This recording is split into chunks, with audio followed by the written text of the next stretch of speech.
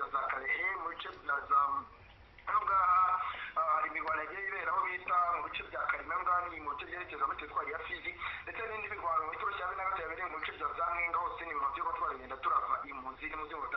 nk'uko ubyifuza nk'uko bisanzwe kuri telefone kandi ndi kumwe n'umuvandimwe ari bwaze kuza ko yadufasha neza uratwumva neza ndabumva neza Mutaramu ndakumva 5 kuri 5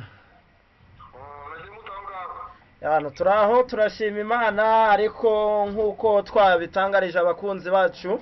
mu masaha ya mu gitondo nta yindi nkuru rero iri kubigwarukwaho ni hano mu mujyi wa Goma by'umwihariko inkuru ibabaje cyane sinzi niba muri introduction wababwiye inkuru ibabaje cyane rwose ku buryo ubu ngubu ari amarira hano mu mujyi wa Goma byamaze kuba byagenda bitagira ngo ubirukire abantu bakurikiranye bumve neza uburyo byifasha ngaho mu mujyi wa Goma ndetse nta kindi rero bakunze ba Goma updates ni umutaramu wanyu mazo rero ugarutse kuri mikoro n'amarira menshi cyane rero hano mu mujyi wa Goma cyane ko byatangajwe n'ibiro bishinzwe gushyira hanze cyangwa se bishinzwe itangazamakuru bya AFCM 23 bamaze kuba banzura bavuga ko umuvandimwe rero Colonel Nanga umuhuzabikorwa mu bya politike w'ihuriro Association Fleuve Congo abo ngubu rero ngo byaje kuba byarangira dutegereje kumva inzogeranyo bivuga ko yaba rwose bashobora gushyiraho iminsi y'icyunamo iyo kuba bamwibuka cyangwa se bazirikana ubuzima bwe hano mu mujyi wa Goma nayo makuru ahari ariko dushobora kugaruka kuri inkuru ivuga kuri Colonel Nanga ese Colonel Nanga ni muntu ki ese Colonel Nanga twabonye ufite akaboko muri politike y'ihuriro AFCM 23 ese Colonel Nanga yaba yazize iki muri rusange cyangwa se Colonel Nanga mu buzima bwe yaba yarakoze iki ese ni ikihe kintu cy'ingenzi dushobora kumwibukiraho nk'abantu twakurikiye ibikorwa by'ihuriro AFCM 23 reka dutanye rero tubabwira Colonel Nanga mbere yuko yihuzana AFCM 23 uyu Colonel Nanga yahoze aba muri guverinoma ya Repubulika ya Demokarasi ya Kongo ubwo yarakuriye ibiro by'itora mu gihugu cya Kongo Kinshasa murabizi neza abakurikiranye umuhango w'itora rya Felix Antoine Tshisekedi Chilombo umuhango wo gutorwa bivugwa ko Colonel Nanga yabigizemo uruhare kugira ngo Tshisekedi aba yakwicara cyangwa se yakwinjira muri guverinoma ya Repubulika ya Demokarasi ya Kongo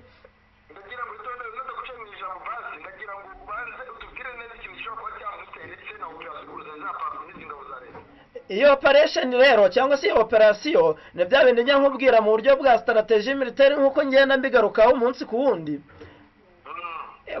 nkuko mu gitondo yakubwiye hari ibitero cyangwa se hari operation zimaze iminsi hano muri uyu mujyi wa Goma ari byo twagarutseho na mu gitondo tukubwira bamwe batangiye kubona ishusho cyangwa se uko ibyatangiye bahera kuri wa mukadama Gruware ibya Nanga rero byo byaje kuba bibi kurusha ibyuriya mukadama Gruware aho nta kindi rero nta nizambunda za silencer zitavuga rwose aho operation bari kwitwikira ijoro bakaza rwose mu rugo rwe ahata ku icumbi niho bamutangiriye baza kuba bakoresha rero izo mbunda zitagira urusaku nyuma yuko rero we yaravuye ahantu bita BDGR ni hano rompuwe uvuye muri gare centrale de Goma aho ngaho rero yaravuyemo muri meeting n'umushakashatsi ntabwo ndi kwibuka neza ikinyamakuru akorera ariko ni n'umwanditsi niho bari bavuye gukorera ikiganiro ubwo rero nibwo baje kuba bamuca muri humye bifatikanya n'abandi buri abangaba iyo tuvuze ngo kuba barinzwe burya ngo umuntu uzagutera cyangwa se ushobora kukugira nabi ntabwo ashobora guturuka kure ni bamwe muri escort ze cyangwa se mu bamurinda n'abandi babandi basigaye muri uyu mujyi wa Goma igihe wafatwaga bari bakibitse intwaro rwose akaba aribo baje kuba bamuca muri humye baramuhitanye nuko byagenze ndetse n'ikintu nakomeje kugenda numva yuko ashobora kuba batamwitanye burundu ngo bamwice ahubwo ashobora kuba ari muri koma. ibyo bintu birumvikana, ariko twewe ahantu twakuye amakuru bitewe n'uburyo twe duherereye hano mu burasirazuba bwa Kongo, uko byagenda kose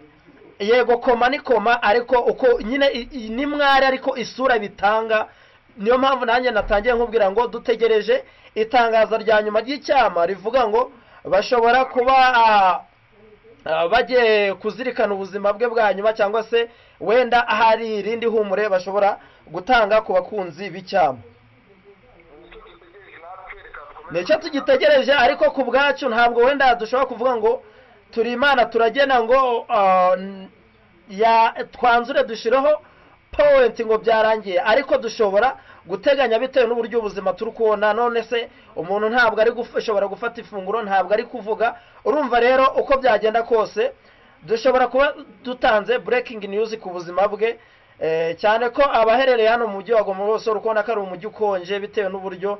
benshi bamwe muri bo bamukundaga bitewe n'ibikorwa yari amaze gukora mu cyama cya AFCM 23. Ariko ugeze hano rwose urabona ko ubuzima bw'abaturage bwahagaze bitewe n'iyi nkuru mbi bashobora kuba bakumva isaha ku isaha kuri uyu muyobozi wungirije mu bya politike w'ihuriro AFCM 23. ndagira ngo tuzaza gukingira abantu, ndagira ngo twinjire neza mu rugamba rwo kwirinda kumvikana mu bice bimwe na bimwe. Ugiye ufitemo amakuru, birashoboka cyane ko bafite amakuru avuga kuri Uvira ku mirwanire. Uvira ikomeje kuri koroza rero. Mubizi ko rero Uvira akaba ari umujyi wa kabiri munini ugize iriya ntara ya Sud Kivu. Iyi Uvira yari imaze igihe kigera nko mu kwezi M23 yari ufite mbere yuko cyangwa se nyuma yuko amahanga cyangwa se igitutu cy'amahanga kiyishishikarije kuba badeployingamo bakavamo berekeza mu bindi bice. Nta handi rero bari mu bice bikikije n'ubundi Uvira, ariko umuntu bita umurundi FDNB, Wazalendo na FARDC, abangabo umujyi bawinjiye. None nta kindi guverinoma yaje gukora, yaje gutya ikugira gutyo ihita ikata internet hano mu mujyi wa Uvira mu buryo bwo kugira bwo guhisha bya bikorwa by'ubugizi bwa nabi n'ubundi biba bibera hano muri uyu mujyi wa Uvira, kugira ngo batabasha kuba babona cyangwa se bakwirakwiza amakuru ajyanye n'ibikorwa biri kubera hano muri uyu mujyi wa Uvira. Cyane ko abaturage bari muri uyu mujyi wa Uvira bari bamaranye ukwezi n'intare za Sarambwe Kinanguvu, bavuga ko imibereho imaze guhinduka bitewe n'uburyo bari bamaze kumenyera kubana n'icyama neza, ariko Wazalendo zikinjiramo rwose umujyi zatangiye kuwusaka, ntiwareba amaduka, amazu y'abaturage. Ariko ibyo byose bikaba biri kwitirirwa M23 ngo igihe yavaga mu mujyi ngo yasize isahuye amazu. Ariko ibyo ngibyo turabimenyereye cyane ko niba ubyibukana za Warikare igihe bavagamo, Warikare naho igihe bavagamo nabwo byitiriwe M23 ko kuva muri Warikare yatsinzwe urugamba, kandi ngo kuri uko gutsindwa kwayo n'amasoni menshi ngo bakaba barasize basahuye ibiro bya leta cyangwa se ibikorwa bya leta barabyangirije n'amazu y'abaturage. Ahangaha rero naganiye n'umuturage mu masaha y'igicamunsi. Ni umuturage nawe uvuka hariya muri Sud Kivu, nubwo atahaba ubu ngubu bitewe n'ibibazo by'umutekano, akaba aba hano mu mujyi wa Goma. Yaje nawe ariko numvise asa n'uwiyunze kuri guverinoma aho gatoya, ariko we yagarukaga ku bikorwa bya M23 mu gihe yari maze mu mujyi wa Uvira. Ariko nanone aza kunenga ingabo za FARDC, FDNB ndetse na Wazalendo ziri gukontorora umujyi muri iyi minsi. Avuga ko ubuzima bw'abaturage by'umwihariko abo mu bwoko ahaba abanyamurenge cyangwa se abo mu bwoko bw'abatutsi baje kwibasirwa n'ibikorwa by'ubugizi bwa nabi hano muri ubu burasirazuba bwa Kongo, by'umwihariko muri uyu mujyi wa Uvira, cyane ko rero ngo nabo ubwabo yaba FARDC cyangwa se wazarendo urabizi mu buzima bwabo ntabwo bajya bumvikana rimwe na rimwe bajya bakozanyaho. ubu ngubu amasasu ari kumvikana mu mujyi wa Uvira ariko ntabwo ari amasasu yo guhangana nayo mu 23 ahubwo ni amasasu y'ubugizi bwa nabi hagati ya FARDC ndetse na wazarendo.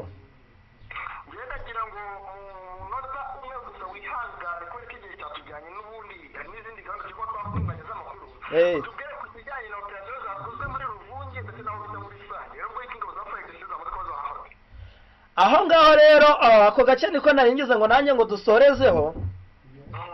iyo Sanje na Ruvungi. Nyuma yuko ingabo za M23 zikoze repousse stratégie militaire zikava mu mujyi wa Uvira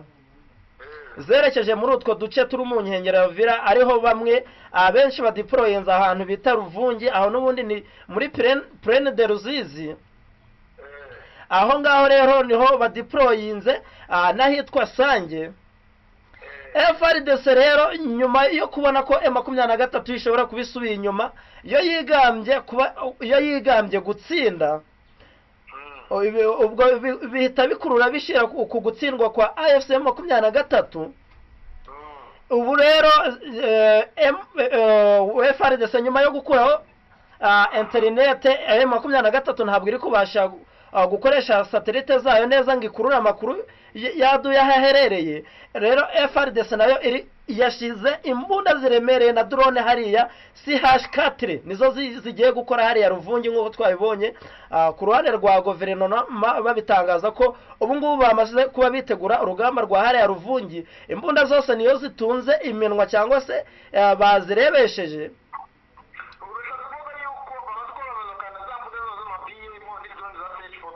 Izo mbunda zose ziri kureba Ruvungi na Sange nyuma yuko M23 ariho yerekeje. Umunsi ku munsi cyangwa se saa ku saa dushobora kumva ngo ubu ngubu rurambikanye cyane ko urugamba rwa hariya muri iriya misozi rutangira mu masaha y'umugoroba ntabwo bajya barwana ku manywa. Murakoze cyane Rene.